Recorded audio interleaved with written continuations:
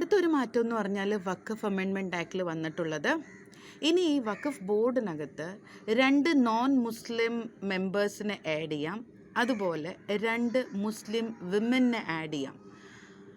അതുകൂടാതെ സുന്നി വിഭാഗത്തിലെയും ഷിയ വിഭാഗത്തിൽ ഓരോരുത്തരെയും ഇതിനകത്ത് ഉൾപ്പെടുത്തണം എന്നുള്ളതും കൂടെ ഉണ്ട്. അതുപോലെ തന്നെ ബാക്ക്വേർഡായിട്ടുള്ള മുസ്ലിം ബാക്ക്വേർഡ് ക്ലാസ്സിലുള്ള ഓരോ കാറ്റഗറിയിലും ഓരോരുത്തരെയും ഇവിടെ ഈ പറഞ്ഞ ബോർഡിനകത്ത് ഇൻക്ലൂഡ് ചെയ്യേണ്ടത് ഇമ്പോർട്ടൻ്റ് ആണ് എന്നുള്ളൊരു മാറ്റം കൂടെ വന്നിട്ടുണ്ട്, വിച്ച് ഈസ് എ ഗുഡ് മാറ്റം എനിക്ക് തോന്നുന്നു, അല്ലേ?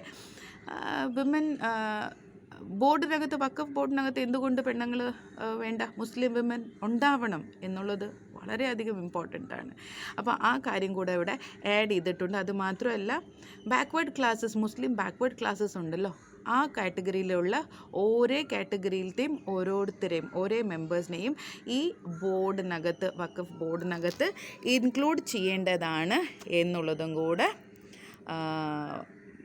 ഈ ഒരു ചേഞ്ചും കൂടെ ഇതിനകത്ത് വന്നിട്ടുണ്ട്. അടുത്ത ചേഞ്ചിൻ്റെ ഇൻഫർമേഷനുമായിട്ട് നെക്സ്റ്റ് വീഡിയോയിൽ വരാം.